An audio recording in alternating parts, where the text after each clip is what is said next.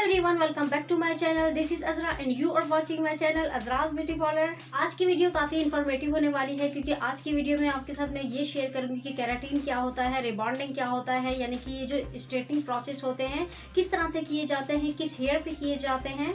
आज की वीडियो में आपके साथ मैं ये शेयर करूंगी कि केराटिन क्या है, रिबॉन्डिंग क्या है, बोटॉक्स क्या है या फिर नैनोप्लास्टिया क्या होता है। ये जो प्रोसेस होते हैं इसका जो पर्पस होता है आपके हेयर को स्ट्रेट करना होता है और इस प्रोसेस में सबसे बेस्ट प्रोसेस कौन सा होता है जिसको यूज़ करके आपके हेयर काफ़ी ज़्यादा शाइनी हो जाते हैं, या फिर कौन सा ऐसा प्रोसेस होता है जिसको करने के बाद आपके हेयर काफ़ी हेल्दी हो जाते हैं, कोई साइड इफेक्ट नहीं होता आपके हेयर पे और काफ़ी अच्छा लुक लगता है आपके हेयर का। जब हेयर काफ़ी ज़्यादा कर्ली होते हैं, वेवी होते हैं या काफ़ी ज़्यादा फ्रीजी होते हैं तो कस्टमर का ये दिल चाहता है कि हेयर स्ट्रेट करवाएं। हेयर स्ट्रेट करवाने के बाद काफ़ी ज़्यादा हेयर अच्छे लगते हैं, लेकिन इनको समझ में ये नहीं आती कि केराटिन करवाना है या नैनोप्लास्टिया करवाना है या बोटॉक्स लेना है। लेकिन ये जितने भी प्रोसेस होते हैं इससे आपके हेयर स्ट्रेट तो होते हैं, लेकिन आप ये भी चाहते हैं कि हेयर को स्ट्रेट करने के बाद हेयर पे शाइनी इफेक्ट भी आ जाए और हेयर डैमेज भी ना हो। आज आपके साथ जो 5 प्रोसेस मैं शेयर करने जा रही हूँ इसको यूज करके आपके हेयर काफी अच्छे हो जाएंगे, शाइनी और स्ट्रेट हो जाएंगे। ये जितने भी प्रोसेस होते हैं इसमें आपके हेयर पे एक स्ट्रेट इफेक्ट आता है। केराटिन क्या होता है, बोटॉक्स क्या होता है, नैनोप्लास्टिया क्या होता है या फिर रिबॉन्डिंग क्या होता है, आपकी हेयर के लिए कौन सा सेफ रहता है और आपके हेयर पे अगर आप ये प्रोसेस करवाते हैं तो लॉन्ग टाइम के लिए कौन सा प्रोसेस सेट रहता है, या फिर कौन सा ऐसा प्रोसेस होता है जिसको करने के बाद आपके हेयर काफ़ी हेल्दी हो जाते हैं, कोई साइड इफेक्ट नहीं होता आपके हेयर पे और काफ़ी अच्छा लुक लगता है आपके हेयर का। जब हेयर काफ़ी ज़्यादा कर्ली होते हैं, वेवी होते हैं या काफ़ी ज़्यादा फ्रीजी होते हैं तो कस्टमर का ये दिल चाहता है कि हेयर स्ट्रेट करवाएं। हेयर स्ट्रेट करवाने के बाद काफ़ी ज़्यादा हेयर अच्छे लगते हैं, लेकिन इनको समझ में ये नहीं आती कि केराटिन करवाना है या नैनोप्लास्टिया करवाना है या बोटॉक्स लेना है। लेकिन ये जितने भी प्रोसेस होते हैं इससे आपके हेयर स्ट्रेट तो होते हैं, लेकिन आप ये भी चाहते हैं कि हेयर को स्ट्रेट करने के बाद हेयर पे शाइनी इफेक्ट भी आ जाए और हेयर डैमेज भी ना हो।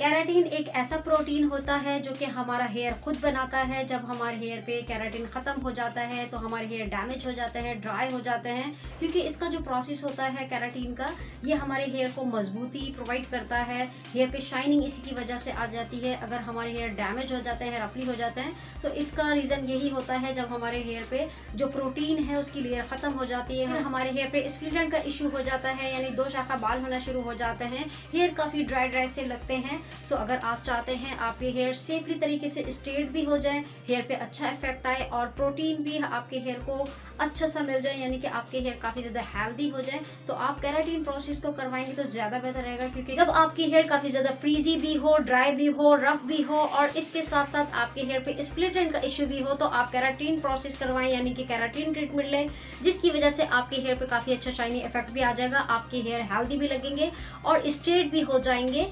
केराटिन ट्रीटमेंट जब करवाते हैं तो ये क्यूटिकल की लेयर पे वर्क करता है, यानी कि एक कोट बना देता है इसके ऊपर, जिसे आयनिंग मशीन के थ्रू हेयर पे रिफ्यूज किया जाता है। हमारे हेयर पे केराटिन पहले से ही मौजूद होता है, यानी कि हमारे हेयर पे, हमारे नाल पे, हमारे स्किन पे पहले से ही केराटिन मौजूद होता है। जब ये ख़त्म हो जाता है तो फिर आर्टिफिशियल तरीके से केराटिन प्रोसेस करके इसको हेयर की लेयर पे चढ़ाया जाता है। अब क्योंकि केराटिन प्रोसेस जब करवाते हैं तो ये स्मूथनिंग का वर्क करता है, आपके हेयर को स्मूथ भी करता है, शाइनी भी करता है और स्ट्रेट इफेक्ट भी देता है। अगर आपके काफ़ी ज़्यादा फ्रीजी हेयर है तो आप इस प्रोसेस को लाजमी लें। बट अगर आपके हेयर बहुत ज़्यादा स्प्रिंकल टाइप के हैं, यानी बहुत ज़्यादा कर्ली हैं, तो आप रिबॉन्डिंग वगैरह करवाएं या नैनोप्लास्टिया करवाएं, क्योंकि अगर आप केराटिन करवाते हैं तो केराटिन से आपके हेयर काफ़ी टाइम तक स्ट्रेट नहीं रहते। हेयर पे केराटिन जब आप करवाते हैं तो 75% आपके हेयर उसी टाइम स्ट्रेट हो जाते हैं और 25% आपके हेयर पे वॉल्यूम आ जाता है, यानी कि जब आप रिबॉन्डिंग करवाते हैं तो उससे आपके हेयर बिल्कुल स्ट्रेट हो जाते हैं, यानी फ्लैट स्ट्रेट होते हैं, और जब आप केराटिन करवाते हैं तो वॉल्यूम भी आता है और आपके हेयर काफ़ी अच्छे लगते हैं। सो जो गर्ल्स या लेडीज़ ऑफिस जाती हैं या फिर जॉब करती हैं, कहीं पे भी जॉब करती हैं, हेयर को बार बार स्ट्रेट करती हैं या फिर डेली हेयर ड्राई करती हैं, स्ट्रेटनिंग करती हैं, इस तरह से आपके हेयर डैमेज हो जाते हैं। अगर आप कोई भी ऐसा ट्रीटमेंट प्रोसेस लेते हैं, यानी केराटिन ट्रीटमेंट प्रोसेस लेते हैं, इससे आपके हेयर एक तो स्ट्रेट भी हो जाते हैं, हेल्दी हो जाते हैं, लेकिन अगर इसकी लास्टिंग की बात करें, यानी कितनी देर चलता है, तो ये प्रोसेस आपका 2 से 3 मंथ ही चलता है। इसकी लास्टिंग अगर आप देखेंगे तो ज़्यादा देर ये नहीं चलेगा। अगर आप वॉश कम करते हैं, अपने हेयर की केयर करते हैं, तो ये 6 मंथ तक चल जाता है। अब जब केराटिन करवा लेते हैं तो आफ्टर केयर पे आपको सोडियम फ्री शैम्पू यूज़ करना होता है, पैराबिन फ्री शैम्पू यूज़ करना होता है, सल्फेट फ्री शैम्पू यूज़ करना होता है। यानी कि शैम्पू आप केराटिन ही यूज़ करेंगे ताकि आपके हेयर की जो लास्टिंग है वो बढ़ जाए और आपके हेयर पे जो केराटिन करवाया है वो ख़त्म ना हो। अगर आप नॉर्मल शैम्पू यूज़ कर लेते हैं, कोई भी शैम्पू यूज़ कर लेते हैं, देखते नहीं हैं, तो इस तरह से आपके हेयर पे जो प्रोटीन ट्रीटमेंट आपने करवाया होता है वो रिमूव हो जाता है। जैसे जैसे आप अपने हेयर को वॉश करते रहते हैं, आपके हेयर पे जो एक लेयर होती है प्रोटीन की लेयर, जो कि आर्टिफिशियल तरीके से चढ़ाई गई होती है, यानी क्रीम के थ्रू चढ़ाई गई होती है, तो वो रिमूव हो जाती है। अगर आपने हेयर पे रिबॉन्डिंग करवाई हुई है या फिर हाईलाइट ली हुई है या फिर आपके हेयर केमिकल की वजह से ख़राब हो चुके हैं, जल गए हैं या फिर रफ काफ़ी ज़्यादा हो चुके हैं, स्प्लिट एंड का इशू काफ़ी ज़्यादा हो गया है, तो आप इस केराटिन ट्रीटमेंट को लाजमी लें। एंड ऑफिस गोइंग गर्ल्स के लिए भी काफ़ी अच्छा है ये ट्रीटमेंट। अगर आप सोच रहे हैं कि हम रिबॉन्डिंग करवा लेते हैं, एक ही बार जान छूट जाएगी, हेयर भी स्ट्रेट हो जाएंगे और शाइनी भी हो जाएंगे, तो ऐसा बिल्कुल भी नहीं है। हेयर रिबॉन्डिंग करवाने से आपके हेयर पे एक बॉन्ड आ जाता है, क्योंकि जो रिबॉन्डिंग का प्रोसेस होता है अलग होता है, केराटिन का अलग होता है। केराटिन सेफ है आपके हेयर के लिए। एंड इसके अलावा केराटिन के बाद अगर आप कोई प्रोसेस करवाएंगे तो हेयर बोटॉक्स करवाएं, जो कि आपके हेयर के लिए काफ़ी अच्छा रहता है। यानी कि केराटिन एंड बोटॉक्स आपके हेयर के लिए सेफ है, इससे कोई भी प्रॉब्लम आपके हेयर को नहीं होती। आपके हेयर पे एक वॉल्यूम आ जाता है, आपके हेयर स्मूथ और शाइनी होते हैं और काफ़ी अच्छा इफेक्ट आ जाता है और काफ़ी टाइम के लिए हेयर स्ट्रेट भी रहते हैं। लेकिन अगर केराटिन करवाते हैं तो 2 से 3 मंथ आपके हेयर स्ट्रेट रहते हैं। अगर आप बोटॉक्स करवाते हैं तो इसकी लास्टिंग काफ़ी ज़्यादा होती है, यानी 7 to 8 मंथ ईजिली ये चल जाता है। जब आप सैलून में जाते हैं कोई भी हेयर स्ट्रेटनिंग प्रोसेस करवाने के लिए, तो आपके माइंड में ये बात ज़रूर होनी चाहिए कि आप केराटिन करवा रहे हैं, रिबॉन्डिंग करवा रहे हैं या बोटॉक्स करवा रहे हैं। एंड अगर किसी अच्छी जगह से आप कोई भी प्रोसेस करवाते हैं तो आपको रिजल्ट अच्छा मिलता है, आपको हेयर फॉलिंग का इशू नहीं होता। क्योंकि क्लाइंट के सबसे ज़्यादा क्वेश्चन यही होते हैं, जब हम रिबॉन्डिंग करवाते हैं तो हेयर फॉल काफ़ी ज़्यादा हो जाता है, हेयर ब्रेक काफ़ी ज़्यादा होता है, हेयर पे काफ़ी ज़्यादा इश्यूज़ आ जाते हैं, हेयर डैमेज हो जाते हैं। तो इसका रीज़न यही होता है कि जो आपके हेयर पे ट्रीटमेंट किया गया होता है आपके हेयर के अकॉर्डिंग नहीं होता है। यानी कि अगर आपके हेयर काफ़ी ज़्यादा थिन है, डैमेज है, रफ हैं, तो आप ट्रीटमेंट लें, केराटिन ट्रीटमेंट लें। अगर आपके हेयर हेल्दी हैं और आपके हेयर पे कोई भी ऐसा इशू नहीं है कि आपको हेयर फॉल का इशू नहीं है, तो आप रिबॉन्डिंग करवा सकते हैं। जब केराटिन या बोटॉक्स करवाते हैं तो हेयर पे प्रोटीन को इन्फ्यूज़ किया जाता है। केराटिन हेयर में मॉइस्चर कंटेंट को इंक्रीज करता है, जिसकी वजह से हेयर पे काफ़ी ज़्यादा शाइनिंग आ जाती है और स्मूथ हो जाते हैं हेयर। तो अगर आप अपने रफ हेयर से काफ़ी ज़्यादा परेशान हैं तो आप केराटिन प्रोसेस करवाएं। अगर आपके हेयर काफ़ी ज़्यादा रफ, डैमेज और स्प्लिट एंड का इशू भी है, हेयर फॉल भी हो रहा है, तो आप बोटॉक्स लेंगे।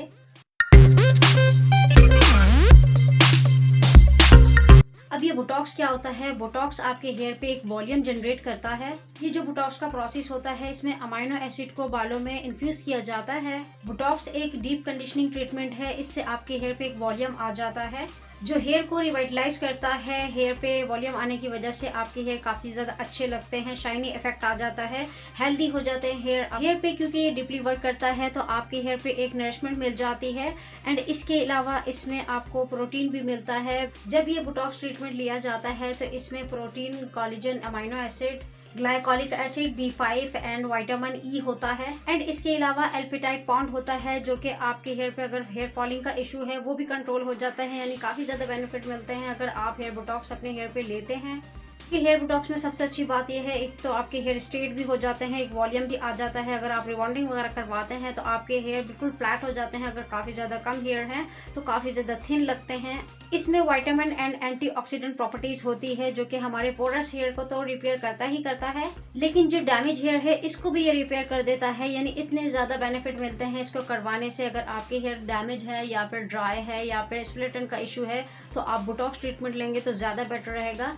इस बोटॉक्स ट्रीटमेंट को फिलर ट्रीटमेंट भी कहा जाता है, क्योंकि जहाँ पे हमारे बालों पे ब्रेकेज है या फिर हमारे टूटे फूटे बाल हैं तो उसको ये फिल कर देता है, इसलिए इसको फिलर ट्रीटमेंट भी कहते हैं। जब हमारे हेयर की क्यूटिकल लेयर जो होती है उस पर टूट फूट हो जाती है, जिसकी वजह से हेयर डैमेज हो जाते हैं, ड्राई हो जाते हैं, या फिर हम हेयर स्ट्रेट काफ़ी ज़्यादा करते हैं जिसकी वजह से हेयर काफ़ी ज़्यादा ड्राई हो जाते हैं, उसमें जो प्रोटीन है वो ख़त्म हो जाता है। तो इसमें प्रोटीन को वापसी लाने के लिए, शाइनिंग को वापसी लाने के लिए हम बोटॉक्स ट्रीटमेंट करते हैं, जिसकी वजह से आपके हेयर पे एक स्ट्रेट इफेक्ट भी आता है। यानी हेयर स्ट्रेट भी होते हैं, स्मूथ भी होते हैं, शाइनी भी होते हैं, काफ़ी अच्छा इफेक्ट लगता है आपके हेयर का। अब बात कर लेते हैं ये जो बोटॉक्स ट्रीटमेंट है ये कितने टाइम तक चलता है। ये जो बोटॉक्स ट्रीटमेंट है 6 to 8 मंथ ईजिली चल जाता है। सम टाइम ऐसा भी होता है 1 ईयर क्रॉस हो जाता है। अगर आप हेयर की केयर अच्छी तरह से करते हैं तो आपकी लास्टिंग काफ़ी अच्छी होती है। सो अगर आपकी हेयर काफ़ी ज़्यादा रफली है, ड्राई है, डैमेज है और आपको स्प्लिट एंड का इशू भी है, हेयर फॉल का इशू भी है, तो आप हेयर बोटॉक्स ट्रीटमेंट करवाएं, जिसकी हेल्प से आप अपने हेयर पे बहुत ही अच्छा सा वॉल्यूम भी ला सकते हैं, आपके हेयर हेल्दी हो जाते हैं। एंड अब बात कर लेते हैं हेयर रिबॉन्डिंग के हवाले से। हेयर रिबॉन्डिंग किस हेयर पे की जाती है। देखें, अगर आपके हेयर पे काफ़ी ज़्यादा स्पाइरल या बहुत ज़्यादा कर्ली वेवी हेयर्स हैं तो ऐसे बालों पे आपको रिबॉन्डिंग करवानी होती है। यानी रिबॉन्डिंग करवाने से आपके जो हेयर है दैट स्ट्रेट हो जाते हैं, यानी कोई वॉल्यूम नहीं आता रिबॉन्डिंग से। ऑफिस गोइंग गर्ल्स को काफ़ी ज़्यादा टेंशन होती है कि उनका दिल चाहता है कि हेयर स्ट्रेट ही रहे तो रिबॉन्डिंग करवाती हैं। आप बिल्कुल रिबॉन्डिंग करवा सकते हैं, लेकिन 1 ईयर में 1 टाइम ही करवाएं तो ज़्यादा बेटर रहेगा, क्योंकि जो रिबॉन्डिंग प्रोसेस होता है इसमें जो केमिकल होते हैं काफ़ी ज़्यादा हार्ड होते हैं आपके हेयर के लिए।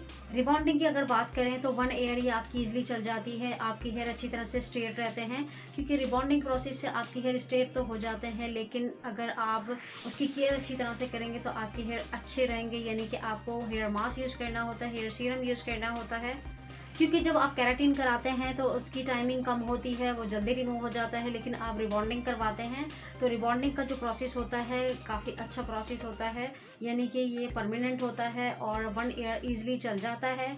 जॉब पे जाने वाली लड़कियों के लिए काफ़ी अच्छी है रिबॉन्डिंग। अगर आप एक बार स्ट्रेट करवा लेते हैं अपने हेयर तो काफ़ी अच्छे रहेंगे, लेकिन आपको अपने हेयर की केयर बहुत ज़्यादा करनी होती है। रिबॉन्डिंग एक परमानेंट स्ट्रेट इसलिए है जब तक आपके हेयर रूट से नहीं निकलेंगे, यानी जो रूट से हेयर निकल रहे हैं वही कर्ली या वेवी होंगे, अदरवाइज जो आपके बैक पे हेयर्स होते हैं वो स्ट्रेट ही रहते हैं, यानी वो परमानेंट प्रोसेस होता है आपके बालों पर। अब जो रिबॉन्डिंग और एक्सटेंसो होता है इसमें जो प्रोसेस होता है तकरीबन सेम ही होता है, प्रोडक्ट जो होती है थोड़ी सी डिफरेंट होती है। यानी कि जब रिबॉन्डिंग करवाते हैं तो आपके हेयर पे एक सिल्क स्ट्रेट लुक लगता है, यानी हेयर बिल्कुल स्ट्रेट चिपके हुए लगते हैं। लेकिन जब आप एक्सटेंसो करवाते हैं तो उस पर एक वॉल्यूम आ जाता है, यानी कि उसको ब्लो ड्रायर से वर्क किया जाता है, जिसकी वजह से आपके हेयर स्ट्रेट होने के साथ साथ एक वॉल्यूम इफेक्ट आता है। रिबॉन्डिंग से आपके हेयर लॉन्ग टाइम के लिए स्ट्रेट तो हो जाते हैं, लेकिन अगर आपके हेयर काफ़ी ज़्यादा थिन है या फिर आपने केमिकल प्रोसेस करवाया हुआ है, बलियाज लिया हुआ है या कोई भी डाई लिया है जिसकी वजह से आपके हेयर डैमेज हो गए हैं, तो आप केराटिन प्रोसेस करवाएंगे और रिबॉन्डिंग प्रोसेस बिल्कुल भी नहीं करवाएंगे, क्योंकि इसमें जो क्रीमें यूज़ की जाती है रिबॉन्डिंग प्रोसेस में ये काफ़ी ज़्यादा हार्ड होती है आपके हेयर के लिए। आपके हेयर पे जो मॉइस्चर है, नेचुरल मॉइस्चर, वो ख़त्म हो जाता है। और इसके अलावा अगर सही से प्रोसेस ना किया जाए तो अगर आपके हेड पे कोई भी क्रीम लग जाती है तो फिर इस तरह से आपको हेयर फॉल का इशू हो सकता है। तो ऐसी लेडीज़ जो डेली अपने हेयर को स्ट्रेट करती हैं, ब्लो ड्रायर करती हैं और अपने हेयर स्ट्रेट करने से बचना चाहती हैं तो रिबॉन्डिंग बिल्कुल करवा सकती हैं, लेकिन जिस बातों का मैंने आपको बताया है इसका ख्याल रखना है कि इस तरह से आपके हेयर बिल्कुल सेफली स्ट्रेट भी हो जाएंगे और कोई प्रॉब्लम नहीं होगा। केराटिन या फिर रिबॉन्डिंग वगैरह जब आप करवाते हैं या बोटॉक्स करवाते हैं तो आपको कोई बेस्ट केराटिन शैम्पू या फिर केराटिन मास्क का यूज़ करना होता है। जब आप बेस्ट हेयर मास्क या सीरम यूज़ करते हैं जिसकी वजह से आपके हेयर पे कोई प्रॉब्लम नहीं होती तो आपके हेयर काफ़ी अच्छे चल जाते हैं और हेयर पे जो शाइन वगैरह है वो बिल्कुल इसी तरह से सेव रहती है। एंड अगर आपको हेयर फॉल का इशू है तो आप रिबॉन्डिंग वगैरह ना करवाएं, क्योंकि अगर करवा लेते हैं तो मज़ीद आपको हेयर फॉल का इशू हो सकता है। अब बात कर लेते हैं एक्सटेंसो की। एक्सटेंसो जो होता है ये भी सेम इसी तरह से वर्क करता है जैसे कि आपके हेयर को हेल्दी करता है, स्ट्रेट करता है, लेकिन जब आप रिबॉन्डिंग करवाते हैं तो उससे आपके हेयर बिल्कुल फ्लैट हो जाते हैं और एक्सटेंसो करवाते हैं तो इसमें वॉल्यूम भी आता है और हेयर स्ट्रेट भी होते हैं। जब आप एक्सटेंसो करवाते हैं तो आपके माइंड में ये क्वेश्चन होता है कि डाई वाले हेयर पे क्या करवा सकते हैं। जी बिल्कुल करवा सकते हैं कि अगर आपने डाई वगैरह लिया है तो आप बिल्कुल करवा सकते हैं ये प्रोसेस, लेकिन अगर आपके हेयर पे कट डाउन हुआ है यानी कि हाईलाइट्स वगैरह हुई है या कट डाउन प्रोसेस हुआ है तो 1 से 2 मंथ का गैप दें, उसके बाद ये एक्सटेंसो करवाएं, अदरवाइज ना करवाएं। ये जो एक्सटेंसो प्रोसेस होता है इसमें आपके हेयर 100% स्ट्रेट होते हैं। जिस तरह से रिबॉन्डिंग में 100% स्ट्रेट होते हैं इसी तरह से एक्सटेंसो पे भी 100% आपके हेयर स्ट्रेट हो जाते हैं। हेयर एक्सटेंसो जब आप करवाते हैं तो इसमें लॉरियल की किट आती है जिससे आपके हेयर पे बहुत ही अच्छा सा इफेक्ट आ जाता है, यानी आपके हेयर शाइनी हो जाते हैं, स्ट्रेट हो जाते हैं। स्टार्ट में जब प्रोसेस करवाते हैं तो फ्लैट आपके हेयर लगते हैं, यानी बिल्कुल स्ट्रेट लगते हैं, लेकिन 2-3 वॉश में आपके हेयर पे एक वॉल्यूम फील होता है। बात कर लेते हैं नैनोप्लास्टिक के हवाले से। नैनोप्लास्टिक जो होता है ये एक नैनो टेक्नोलॉजी है। इसमें सारा न्यूट्रिशन जो होता है नैनोप्लास्टिक के अंदर होता है। इस प्रोडक्ट में कोलेजन एंड अमाइनो एसिड होता है जिसको पेनेट्रेट करके, डीपली पेनेट्रेट करके आपके हेयर को रिपेयर किया जाता है। ये जो ट्रीटमेंट है ऑर्गेनिक ट्रीटमेंट है, इसलिए इसको ऑर्गेनिक स्ट्रेटनिंग भी कहा जाता है। इसकी हेल्प से आपके हेयर स्ट्रेट भी होते हैं, हेल्दी भी होते हैं, शाइनी भी होते हैं एंड इसके साथ साथ आपके हेयर पे एक नरिशमेंट मिल जाती है। एंड ये जो ट्रीटमेंट होता है यानी नैनोप्लास्टिक ट्रीटमेंट, ये टाइम टेकिंग ट्रीटमेंट होता है, इसलिए इसके रेट भी ज़्यादा होते हैं। यानी जितने भी ट्रीटमेंट करवाते हैं उससे ज़्यादा इसके रेट होते हैं, क्योंकि इसके यूज़ से आपके हेयर स्ट्रेट भी होते हैं, शाइनी भी होते हैं, हेल्दी भी होते हैं और विदाउट साइड इफेक्ट के, यानी आपको कोई साइड इफेक्ट भी नहीं होता और रिजल्ट ज़बरदस्त मिलता है। अगर आपके हेयर कर्ली हैं, वेवी हैं, किसी भी टाइप के हैं, तो आप इजीली नैनोप्लास्टिक की हेल्प से अपने हेयर को बहुत ही अच्छा सा शाइनी और स्ट्रेट कर सकते हैं। एंड अगर इसकी लास्टिंग की बात करें तो 7 to 8 मंथ इजली ये चल जाता है। और अगर आप हेयर की केयर करते हैं तो काफ़ी अच्छा लॉन्ग टाइम के लिए भी ये चल सकता है, यानी 1 ईयर भी इसको हो जाते हैं।